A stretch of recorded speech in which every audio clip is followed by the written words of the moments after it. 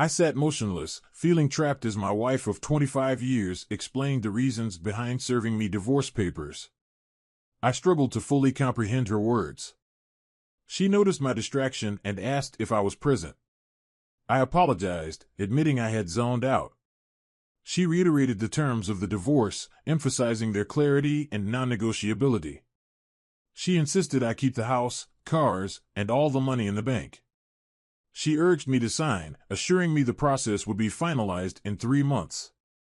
Speechless, I reflected on our life together. Marcy and I had been together since high school, raising our twin daughters, Cindy and Sandy, who went off to Columbia University. We had a cozy suburban home, both drove Volvos, and Marcy had her own credit cards and phone. I never denied her anything, never strayed or mistreated her. She never seemed discontented or voiced any grievances. This blindsided me. Perhaps that was the issue, I hadn't paid enough attention. I get the mechanics of divorce, Marcy, but can you at least explain why? It might be too late to change anything, but I want to understand. Marcy slouched into a kitchen chair, clearly avoiding the conversation, hoping I'd just sign and let her go. Give me something, Marcy. What did I do? You didn't do anything, Alan. You were perfect. Sometimes I wished you'd slip up so I'd have a reason to leave, but you never did. You did a great job with the kids and put them through college. You always gave me what I wanted, even when I was difficult. You got us a nice house, my folks love you. Don't think you're at fault because you're not. She appeared about 45, with flawless skin and perfectly styled light brown hair gleaming in the sunlight. She jogged often, maintaining a toned physique and tan. Weekdays found her casually dressed, but she could glam up when she chose. Marcy thought she was as perfect as me, or so she said. I couldn't fathom what was truly happening. I'm sorry, but this doesn't add up. There has to be a reason. You can't just brush it off like that. There's more to it, Alan. I'm trying to spare your feelings and save face. Let's leave it at that. No, Alan. I found someone else. He's a real estate developer with a swanky apartment overlooking the river and a sleek black Mercedes. He's attractive, wealthy, and head over heels for me. You've always been and still are a grocery store clerk. I'm not knocking your job. You've always provided and made us comfortable, but you'll always be a clerk. I wanted more. I never saw you strive for more. It hurt. Even though I managed the grocery department, she still saw me as just a clerk. When offered a chance to advance and move away, I declined to keep our family together. Look how that ended up. It stung, but I didn't think it was worth mentioning. Does this wealthy, good-looking guy have a name? Clayton Manning. He's the president of Keystone Development Company. How long have you known him? 6 months. Did you sleep with him? Marcy sat up straight in her chair, her eyes scanned the room before locking onto mine. Yes. I've been avoiding this, but since you insist, yes. We were still married. Yes, I cheated on you. I was unfaithful.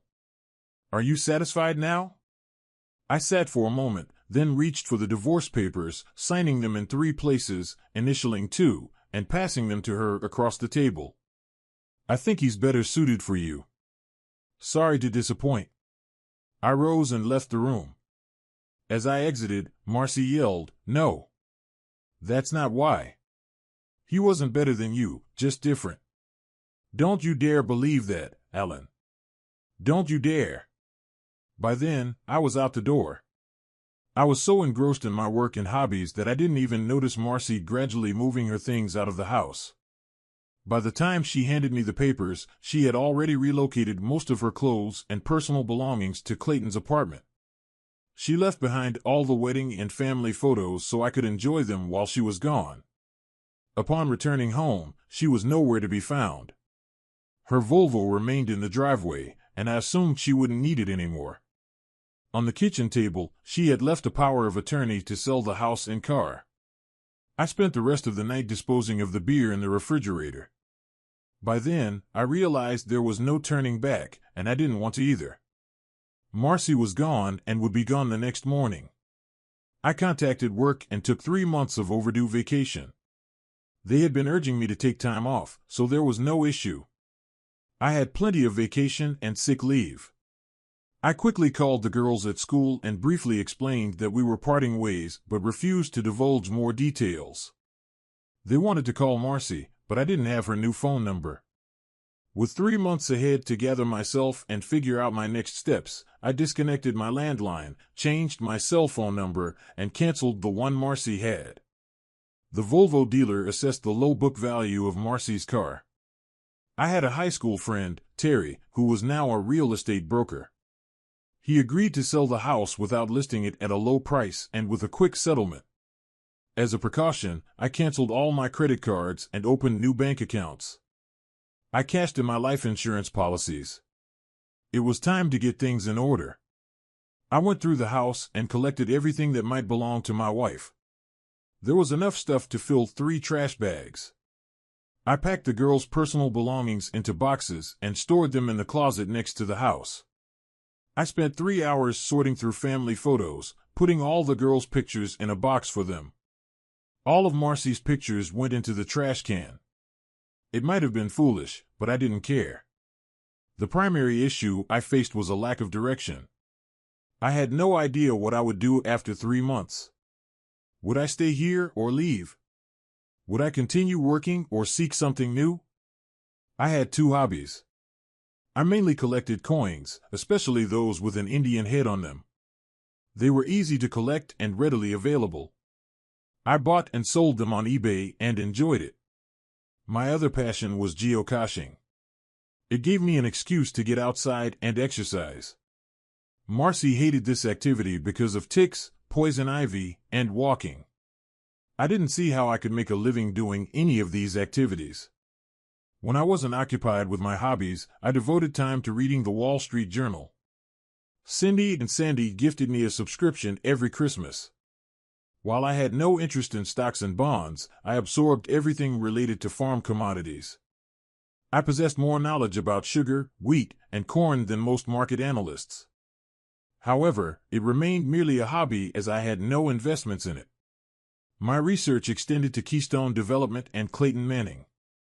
Terry Davis unearthed more information about Clayton and his latest project than I could ever manage. Delving into details with a friend at a local bank, I eagerly awaited his findings. Weeks passed without any sign of Marcy. The girls called weekly, but their mom remained silent. I felt their support, yet they still had to show loyalty to their mother. Holding a few yard sales, I cleared out many items, leaving enough furniture to maintain the house's appeal to potential buyers. Marcy and Clayton's photo appeared in the society section of the Sunday paper, attending a political rally with local dignitaries. After a couple more weeks, Terry presented a lowball offer on the house, well below its appraisal but with a 60-day closing, which suited me. He had intriguing information about Clayton and proposed a lunch meeting. I figured I needed a break from the house and accepted. Hayes Mountain stood out as a prime location for hiking and geocaching. Although I'd already found all the geocaches there, 3 landmarks remained to be discovered. Landmarks, metal rods set in concrete scattered across the country, aiding surveyors and real estate professionals in delineating property lines. Locating these landmarks was akin to a bonus quest for dedicated geocachers.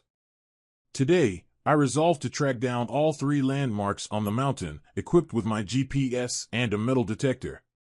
Hayes Mountain, nearly 2,000 acres in size, mostly belonged to the Madison Land Trust, which relied on donations to preserve its expanse amidst encroaching urban development.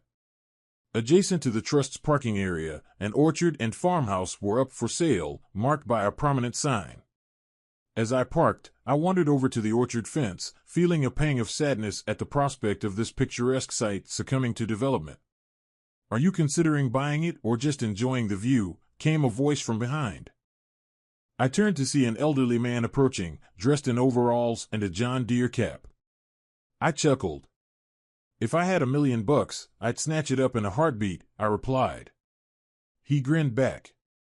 Do you think you'll have any trouble selling it? He asked.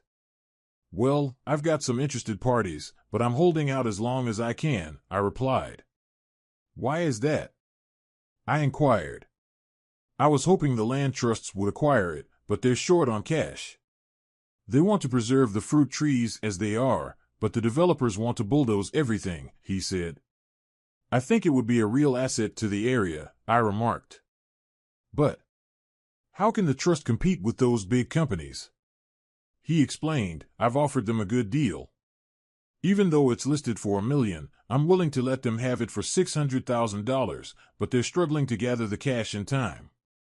If they can't, then that real estate guy gets his hands on it, he grumbled. He's been pestering me every week. An option isn't a sure thing, right? Nope, he said. He pays $100,000 for the option to buy it later for $1 million. If he can't come up with the cash, he loses that money. It's a good deal for me, but I don't want him to succeed, he added. He's got the funds locked up, so he's in the clear. The problem is he needs all 6 properties for the deal to go through. That's why he's offering more than it's worth. What if you don't sell him the option? I inquired. He'll be in serious trouble, the old man chuckled. If he doesn't get that lot, the whole deal falls apart, and he loses everything he's invested, maybe $1 million. His backers will bail, and you'll be left high and dry. I'd help you out if I could, I said sympathetically. Appreciate it, he replied, sounding somewhat resigned. They all say that. We shared another laugh, and I set off on my walk. His mention of Keystone caught my attention. The landmarks were about 1 mile apart, at least as the crow flies, but on the mountain, it felt more like 2 miles. Locating the first 2 markers was easy.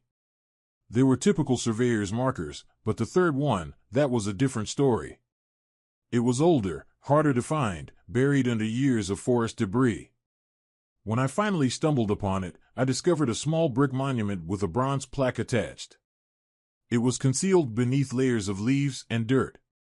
I snapped a picture, thinking it might be worth sharing in a magazine, and then everything changed. As I moved away from the marker, my metal detector started beeping.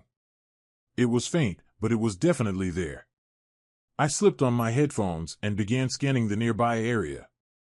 After some poking around, I unearthed a small iron box wrapped in oil-soaked canvas. It was rusty but sturdy, with a heavy bronze lock. Normally, discoveries like this on public land are considered treasures and handed over to the authorities, but for some reason, that didn't feel right to me.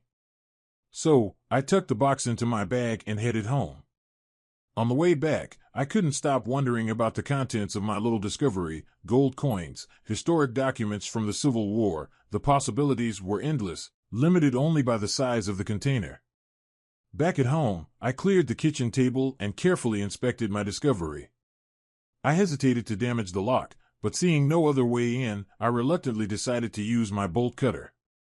Inside the box, beneath another layer of oiled canvas, lay a dozen pennies, but these were no ordinary pennies.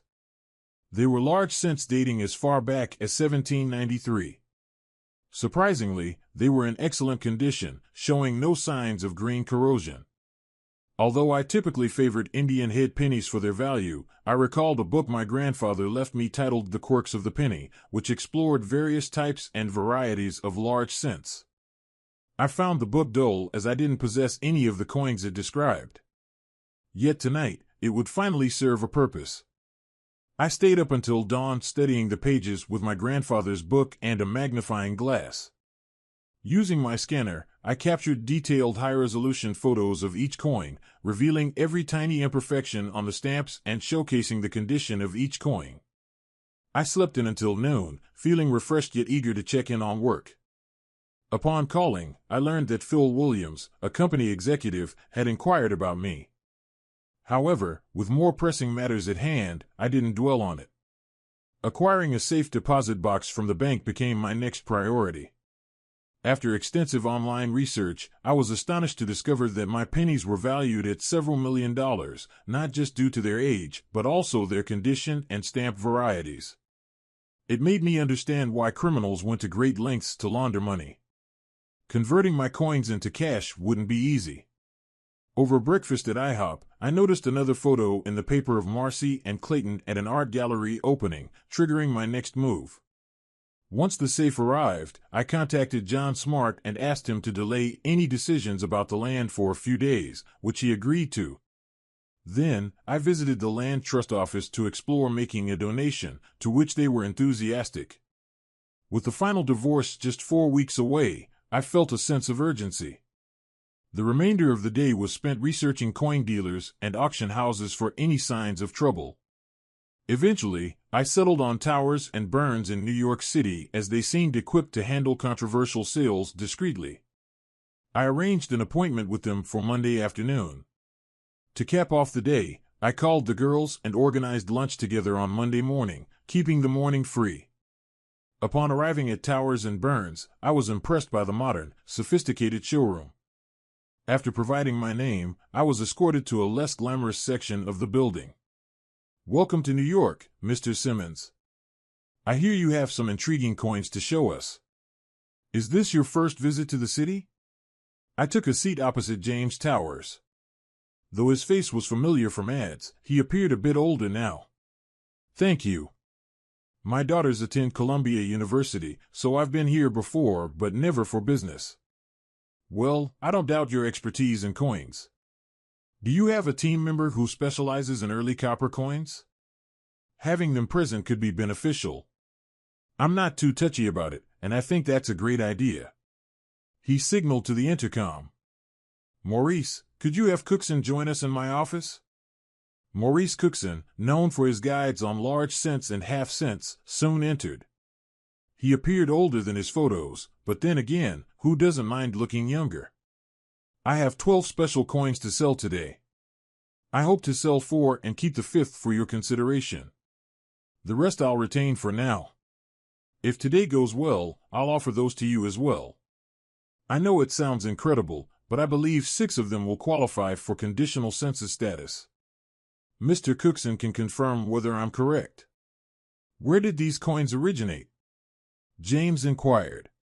"They were handed down to me by my grandfather upon his passing," I responded. "Not to cast doubt, Mr. Simmons, but the story is a bit hard to believe. Can you display what you have?" I laid out 4 photos on the table, each exhibiting both sides of one of the coins I'm offering today. They were enlarged about 5 times their actual size and crystal clear. James and Maurice scrutinized each photo carefully for several minutes.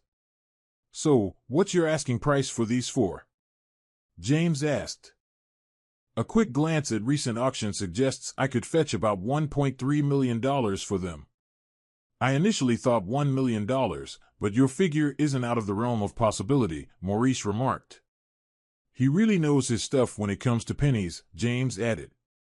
"I'm willing to offer $800,000 for the lot, but under one condition."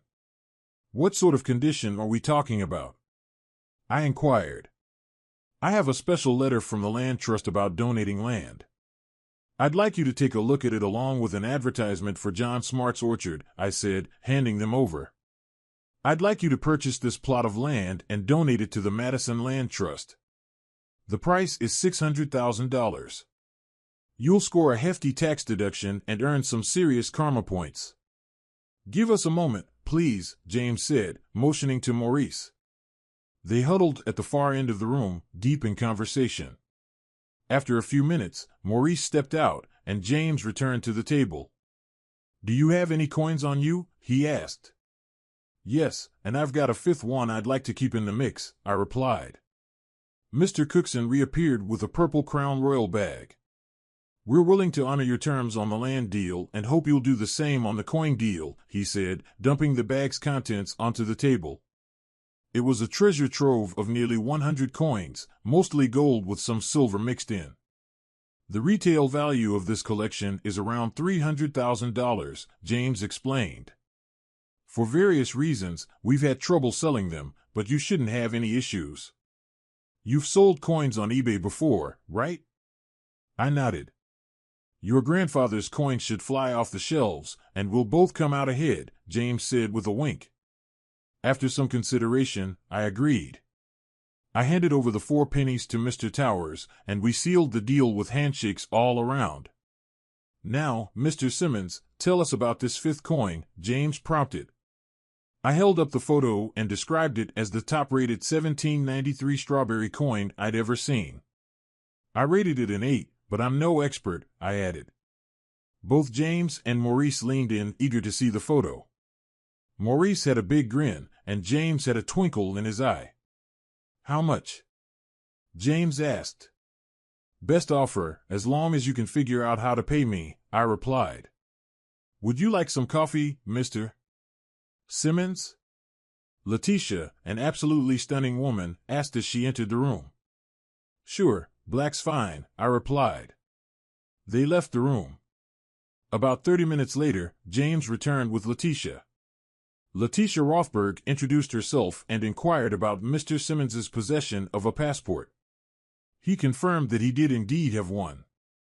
She then informed him that they would soon be heading to JFK to establish a new offshore bank account for him. Letitia also asked if he had anything for Mr. Towers. Mr. Simmons handed over the 1793 strawberry, which elicited excitement from James. He expressed his gratitude before leaving the room. Although they didn't agree on a price, Towers showed great enthusiasm for the 7 coins. Mr. Towers agreed to hold on to the small bag of coins until Simmons returned shortly after. Letitia and Mr. Simmons found themselves seated on a plane headed for the Cayman Islands. She didn't say much during the flight. When we landed, photographers were clamoring to snap her picture. She seemed both irritated and amused by the attention. I was clueless as to why she was such a celebrity. It was my first time flying first class, and it was over in a flash. A bright yellow mini SUV awaited us at the terminal. Letitia wasted no time hopping into the driver's seat, flashing her tanned legs in the process. I couldn't help stealing glances, feeling a bit flustered. She seemed to find my discomfort amusing. 20 minutes later, we arrived at a mid-sized condo building. Letitia owned the entire building but used the top floor as her personal space. Care for anything, Mr. Simmons? She asked as she left the room. Watching her leave was just as captivating as seeing her foot in the terminal. I'm not one to gush over women, but Letitia Rothberg was captivating. We stepped onto a small balcony overlooking the ocean. It was stunning, but the wind was a bit much for my liking. She was probably trying to impress me with the luxurious surroundings, but my mind was more on the new bank account. You're not much of a talker, Mr. Simmons. Don't you have any questions? She asked. It strikes me as odd that someone of your stature would drink beer from a bottle, I remarked. I'd imagine you sipping champagne or martinis instead. I usually think it's best to wait, but I suppose you could tell me why we had to come here to open a bank account, I added. It's a simple, secure place to stash your cash. I think it'll serve you well, she replied. You've got 7 more coins, after all. That still seems like overkill, I admitted. To my relief, we headed back indoors, away from the wind. Can you handle this? Letitia suddenly asked, catching me off guard. I brought you here to be myself for a few days. Her unexpected comment brought a smile to my face. I knew she was joking, but it was a humorous moment nonetheless. She had a great sense of humor, looked stunning, and had a fortune to boot. What more could a guy ask for? If only I were a decade younger. Teasing an old man won't do any good, I joked, and we both chuckled at the situation. Come on, Mr. Simmons. Let's go grab some fresh lobsters for dinner, she suggested, and we downed the last of our long necks before heading out the door. The restaurant was amazing, but the wine the hostess selected didn't agree with me. I tried to handle it politely, but my discomfort must have been evident. What's wrong with the wine, Mr. Simmons? She inquired. I'm sorry. It's just a reflex. When I was 18, I got sick on cheap white wine, and ever since, the smell or taste of it makes me nauseous, I explained. But don't worry about it. It's good wine. A few minutes later, we were served 2 fresh long necks. Strangely, there wasn't much conversation during the meal. Afterwards, we each had a slice of key lime pie and sipped coffee. So, tell me about yourself. Are you married? Any kids? What do you do for a living? She asked, eager to know more about me. We've got all night, and I'm curious about how we ended up here, she added. That's quite a few questions, I chuckled. I have 2 daughters, both studying something related to international banking at Columbia University. Honestly, I'm not entirely sure what they're studying.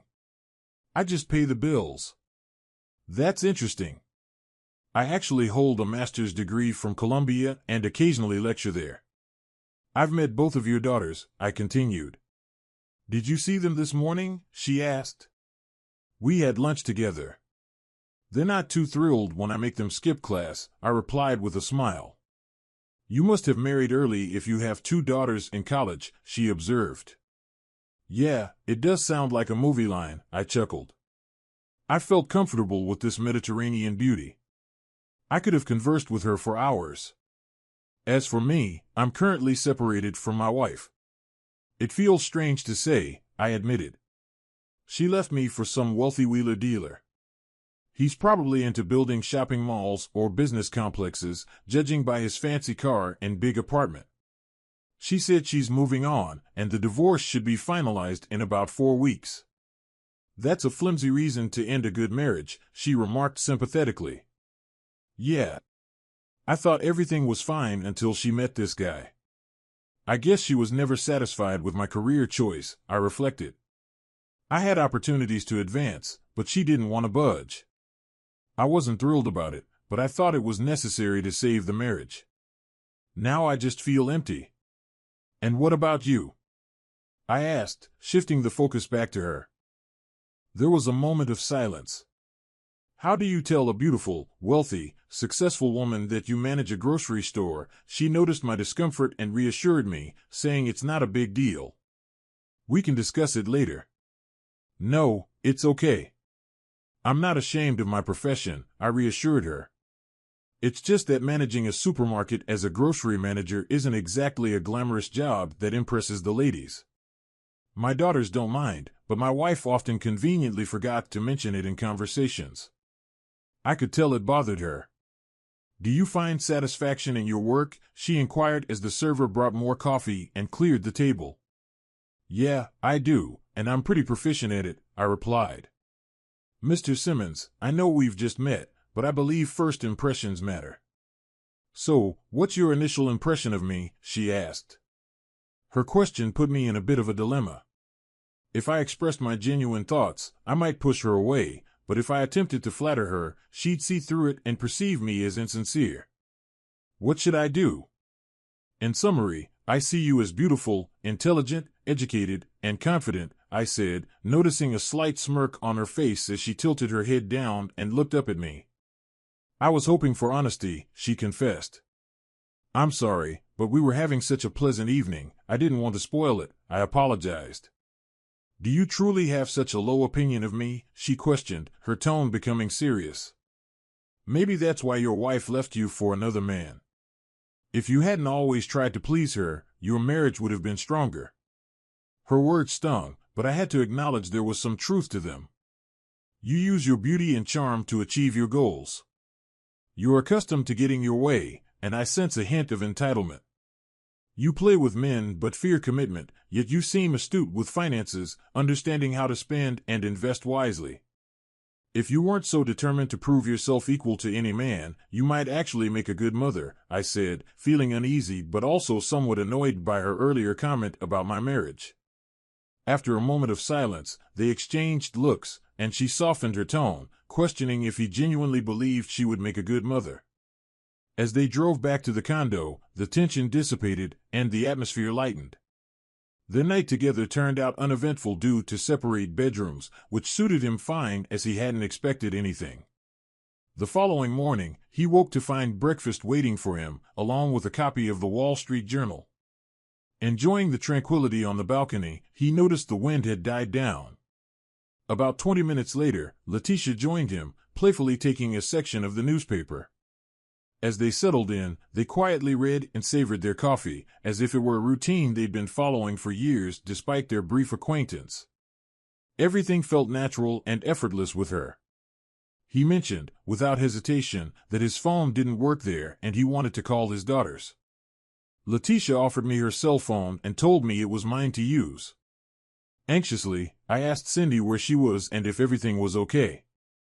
Cindy explained that she was in the Cayman Islands, staying with a friend, and had to use her friend's phone because hers was acting up. I pushed further, mentioning that a picture of her boarding a plane with Letitia Rothberg was shown on TV the previous night, asking what was happening. Cindy responded that Letitia was the friend she mentioned and questioned why it was a big deal.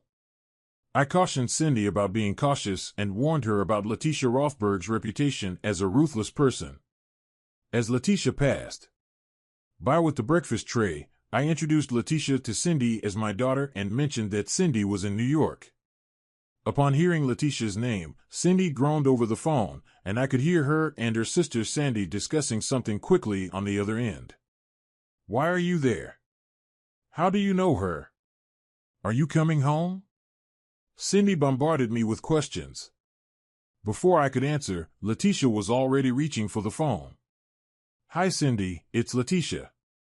Your dad told me about you and your sister. I'll be in New York tomorrow and would love to have lunch with both of you. Where should I pick you up?" Of course, I couldn't hear Cindy's response from my end of the conversation. "Okay, Cindy. Talk to you later." "Bye," Letitia said, handing me back my cell phone. "Your daughter said goodbye. Looks like we're having lunch tomorrow." "I'll be on my best behavior, even if they think I'm a shark," she chuckled, heading to her room. An hour later, we found ourselves at the Federal Reserve Bank of the Cayman Islands. With Letitia guiding me, I established my first offshore bank account. 20 minutes later, I saw that my new account had been credited with $4 million from Towers and Burns. It seemed like a fair price for 215 pennies. After our meal, she arranged for a friend to take us to feed manta rays. Over dinner, I asked about her job at Towers and Burns and learned that she actually owns 60% of the company. "So, what else can you tell me about yourself?" I prodded, feeling somewhat embarrassed about my lack of knowledge regarding her. "I was born and raised in London. My dad's Syrian and my mom's Turkish. I hold an MBA from Columbia University. Relationship-wise, I've been engaged twice but haven't been in anything serious for over 3 years. I've learned not to trust men who show interest in me. Call it cynicism, but I often feel like they have ulterior motives," she shared. "That's unfortunate," I responded, feeling a pang of sympathy. "I was hoping for a ride back to the condo." "Does that mean you don't trust me?" "You big idiot," she playfully teased. "I'm sorry if I seemed insensitive. I didn't mean to. It's just hard for me to relate." I apologized, feeling a bit embarrassed. "All right, let's just relax. We have a party to attend," she changed the subject, steering the conversation towards lighter topics. Later that evening, we ended up at a cocktail party in a prestigious hotel. She attracted all the attention, everyone treating her like royalty. Meanwhile, I did my best to blend in, feeling out of place in my New York street clothes. Initially, Letitia felt obliged to stick by my side, but I encouraged her to enjoy herself and let me fade into the background where I felt more comfortable. However, she kept checking on me throughout the night. I ended up chatting with a couple of Hispanic gentlemen, cattle ranchers from Argentina. Our conversation started with soccer and eventually turned to fishing. Despite my limited knowledge, I tried to keep up, mostly nodding and smiling along. Then the topic shifted to investments. When Ramon York brought up his interest in winter wheat, I listened intently as he explained his plans, though I couldn't help but wonder how someone with his apparent wealth could invest in something he seemed to know so little about. My confusion showed on my face. "Mr. Simmons, your expression tells me you're not on board with the winter wheat investment idea," Ramon observed, catching me off guard. My attempt to remain unnoticed had failed miserably. "I apologize, Ramon. I'm not really savvy when it comes to investing, and this topic is a bit beyond my expertise," I admitted, opting for a casual first-name basis to ease my discomfort. "But I have a feeling you've got some thoughts on the matter," Ramon persisted, trapping me into sharing my opinion. Feeling cornered, I mustered a weak smile. I think I need another drink, I deflected, buying myself some time. For the next hour, I listened as an Alabama greengrocer elaborated on the promising winter wheat crop in Alberta and Saskatchewan, countering the poor harvest in the States. His explanation was thorough, but my mind struggled to keep up with the complexities of the discussion. Just when I was running out of witty remarks, Letitia came to my rescue, whisking me away from the intense conversation.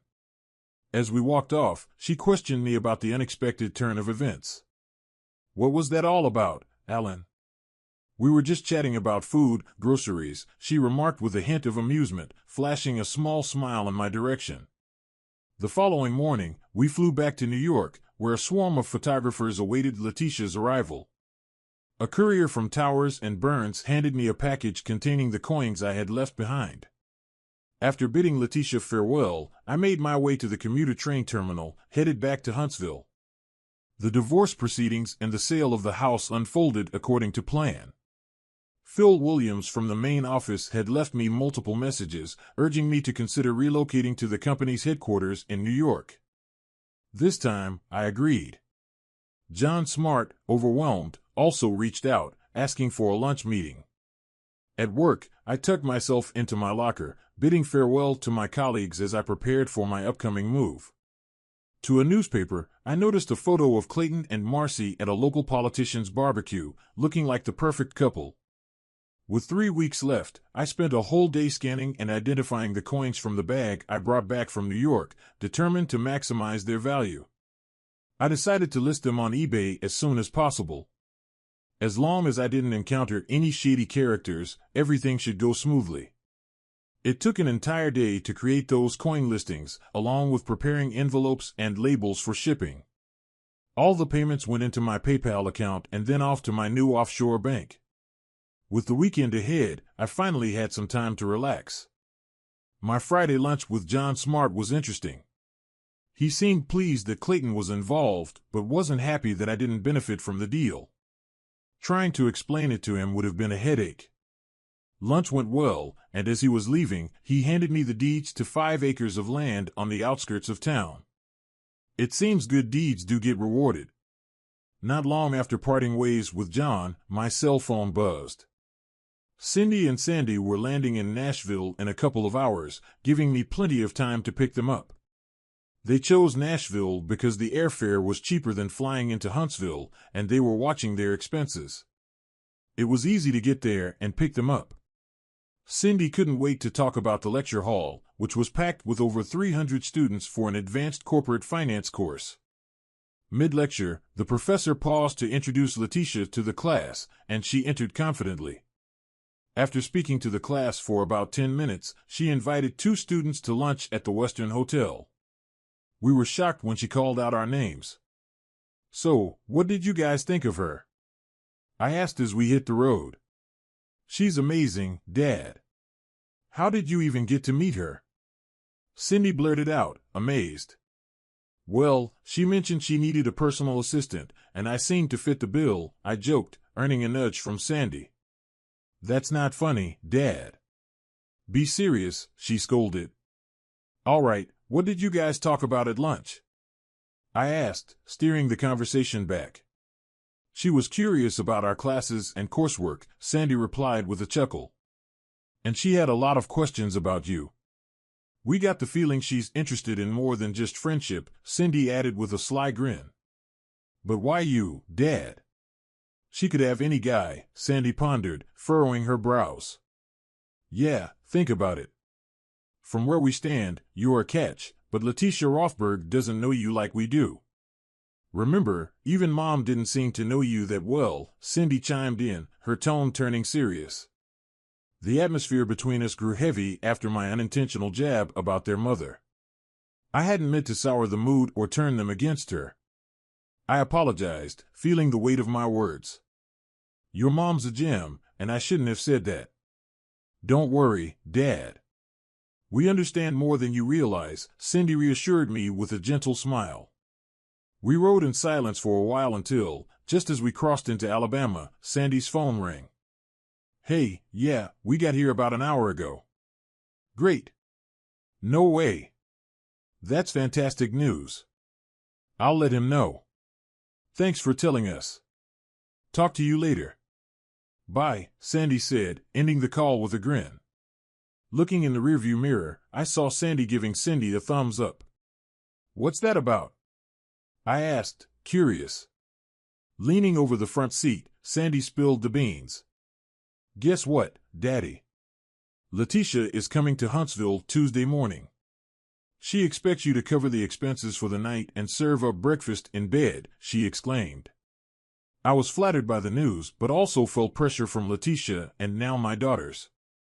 It all sounded fantastic, and I hoped I was up for the challenge, not just for this one thing. The weekend with the girls went smoothly. They spent Saturday afternoon with their mom, but Clayton was a no-show. I asked them to keep Letitia a secret from their mom. We sorted through all the stuff they wanted to leave at the house, and by the time they left, everything was sorted out. On the drive back to Nashville, I made a promise. They made me swear to try to get along with Letitia. When I asked what they meant, Cindy chimed in, just don't tick her off. Simple enough. They were excited about my move to town, but I still couldn't understand what Letitia wanted from an old guy who didn't even own a suit that was in style. Back home, I relaxed with a beer and the Sunday paper. No snapshots of Marcy and Clayton this week, but there was a blurb about Keystone Development hitting a snag with local financing. Winter wheat futures were plummeting in value, which caught my interest.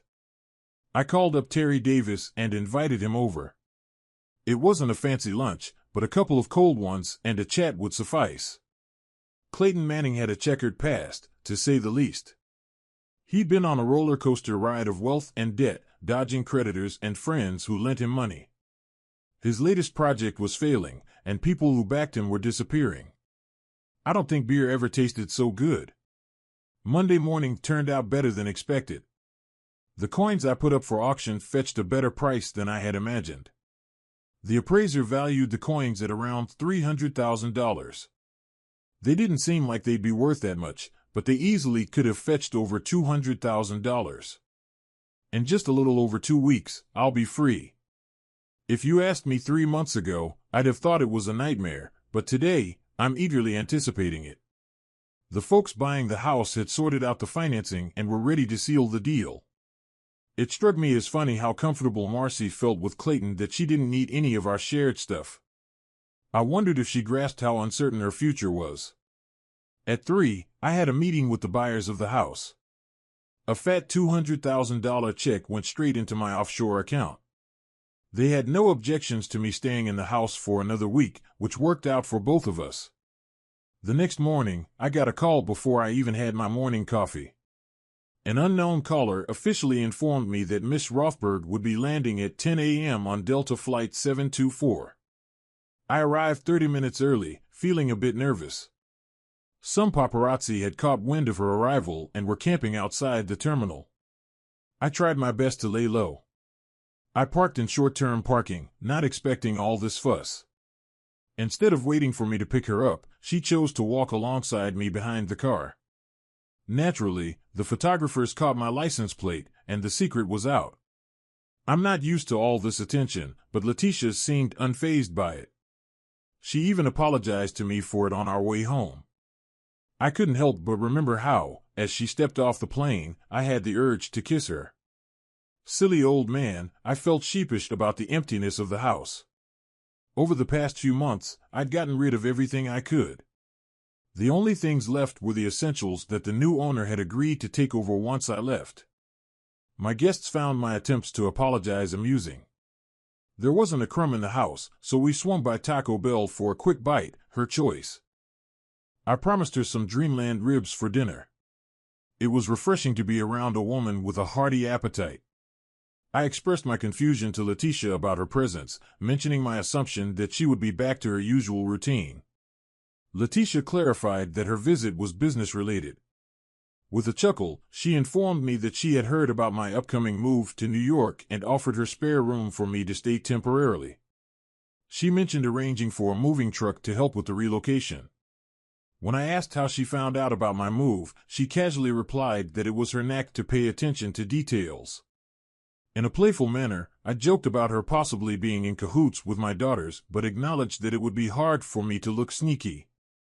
Despite being caught off guard by her offer, I couldn't find a reason to decline it and agreed to start packing with her. I had imagined she'd be more comfortable in a fancy boardroom or a posh bank, but she seemed content just shooting the breeze with me. Still, I couldn't shake off the slight awkwardness due to our age difference. As we sorted through my belongings, we ended up tossing out more stuff than we kept. She had strong opinions about my closet, and she didn't budge despite my pleas for mercy. She promised to take me shopping for some decent clothes once I got settled in New York. Once we finished packing, there were more boxes than would fit in my car, but not quite enough for a moving van. I hoped she had arranged for a small truck. I set aside my laptop and a little inkjet printer to check on an eBay auction. We were just about to sit down for dinner when another surprise popped up. A delivery van pulled up in front of the house. Letitia and I watched as the driver, dressed smartly, hopped out with a clipboard. "Are you Alan Simmons?" he asked. "I've got a delivery for you." "Where do you want it?" "What in the world is this?" I muttered, puzzled. "It's for Mr. Ramon Jordan," the driver explained. "Got space in the garage?" The spot where Marcy's Volvo used to sit was now vacant.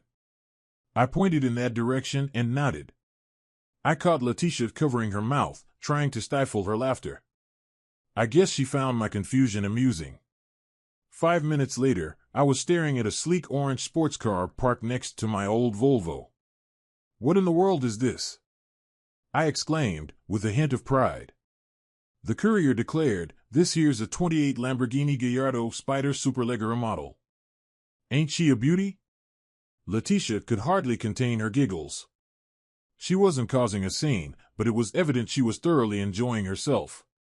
I signed off on the delivery and watched the courier leave in his fancy getup. I had no clue what I'd do with my new gift, but one thing was certain, I wasn't hauling it all the way to New York. Miss Funnypants here can keep her fancy wheels. My guest still had a smile plastered across her face as we drove off. I ordered up a full rack of ribs and a couple of brews.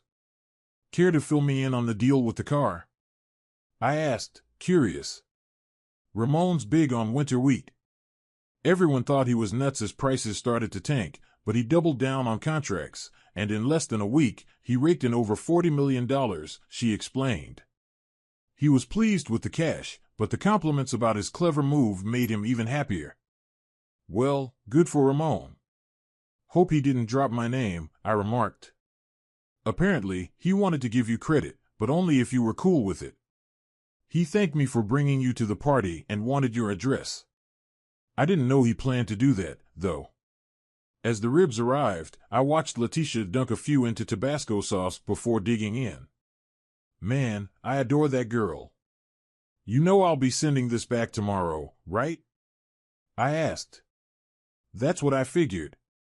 "No worries. Ramon won't be offended. He would have offered the money outright, but he probably thought you'd decline. That way, you'd feel more obliged to keep it. We had to order extra beers because of all that Tabasco. I was feeling good and didn't want the night to end. At that moment, I would have given anything to spend the night with this gorgeous young lady. I envied those smooth, charming guys who could charm any girl into bed in a heartbeat. All I could hope for was a goodnight kiss. We couldn't chat all night, so eventually, I had to head home. The next morning was fantastic. Turns out all my worrying was for nothing. As soon as we stepped into the house, Letitia grabbed my hand and led me to the bedroom. Being the gentleman I am, I made sure to tend to her needs first, and in return, I was treated to the best night of passion in my secluded life. Breakfast in bed was simple with juice, coffee, and a Danish. "Sorry, it's the best I can do under the circumstances," I apologized. "It's perfect," she assured me. Although eating off a tray in bed isn't as comfy as it sounds, after a few laughs and some adjustments, we relocated to the kitchen. "Breakfast in bed sounds fancier than it really is, Letitia," I chuckled. "Not to spoil the mood, but I'm curious why you chose me. I don't have much to offer, and you deserve someone great. I've been burned by slick, charming lovers before. I won't fall for that again, she explained. I get it. You're into me because I'm not a player or an idiot, I replied. She found this amusing and chuckled. She said, Alan, I was impressed with your deal with James in New York. I replied with a shrug. Just sold some coins, nothing major. She then added, I found your plan to buy trust land intriguing. Smirking, I responded, me, a philanthropist? Nah. I see myself as a cunning guy who took advantage of a unique situation to mess with his wife's lover. She laughed, and I couldn't help but smile too. I was amazed at her intelligence and how well she hit it. Was that a mistake on my part? I asked. No, Alan. That was brilliant, she reassured me. Her curiosity about me was piqued, and she wanted to learn more. You couldn't possibly have known what I was up to in New York, I protested. True. When I found out later, she admitted. You were checking up on me, weren't you? I realized. I'm not naive. Admittedly, the boost to my self-esteem felt good. Unfortunately, Letitia had an early morning flight back to New York. Saying goodbye was tough. However, she left me feeling content and even entrusted me with the key to her apartment. The dealer couldn't pick up the Lamborghini until the next day, but that was fine since I had no intention of driving it. The movers arrived with a small truck to transport my belongings to New York. Terry Davis called with troubling news about Keystone Development's financial woes. Clayton had lost most of its backers almost overnight, and rumors swirled about missing funds. That evening, my almost ex-wife paid a surprise visit. So, what do I owe this unexpected pleasure? I inquired. I need to talk to you about some things, she replied.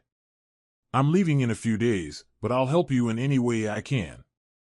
Noticing the absence of my old Volvo, Marcy questioned the orange car in the garage. Sorry, Marcy.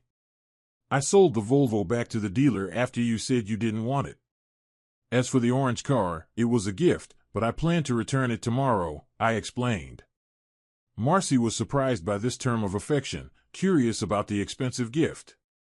She speculated if it came from my new girlfriend. No, it was a gesture of gratitude from a cattle rancher I helped, I clarified.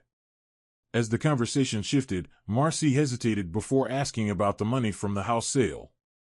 It's all gone, I admitted. You said you didn't want anything, so I used the money to set up my new apartment for the move.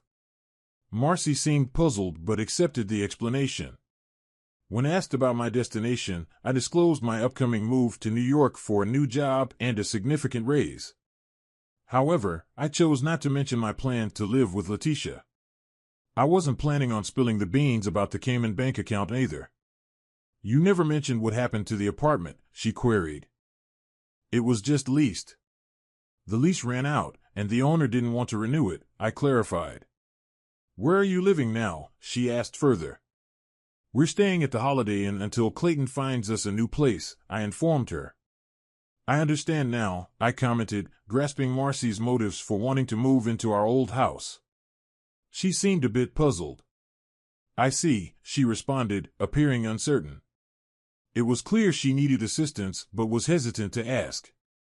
As the conversation paused, I offered, Is there anything else I can do for you? Marcy hesitated before requesting, Could you give me a ride to the Holiday Inn? The ride started smoothly, but then Marcy brought up my girlfriend. Tell me about her, she pressed. She's not exactly a girlfriend, more like a business partner, I explained. What kind of business? She probed. We're not into any business. To be honest, I'm just a clerk at the grocery store, I admitted. Marcy remained silent, gazing out the window, and muttered, Rascal, under her breath. At that moment, I had the perfect chance to my frustration to let her know how much those newspaper pictures hurt me, but instead, I chose to keep silent and smiled inwardly. Seeing Marcy in distress, I felt a twinge of guilt, but it passed quickly. As I dropped her off at the motel entrance, she departed without a backward glance or a goodbye. Despite feeling a pain of regret, there was also a strange sense of satisfaction. Thursday morning brought an unexpected delivery, the final divorce papers. They arrived earlier than expected, but I wasn't complaining.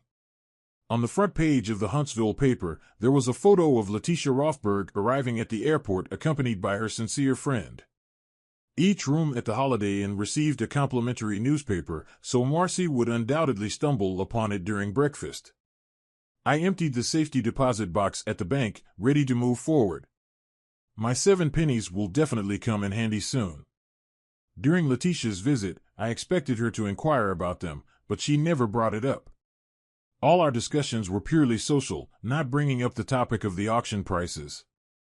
More than half of the coins were sold at that price, so I spent the rest of the day packaging and getting them ready for shipment. The remaining auctions had to close by noon on Friday.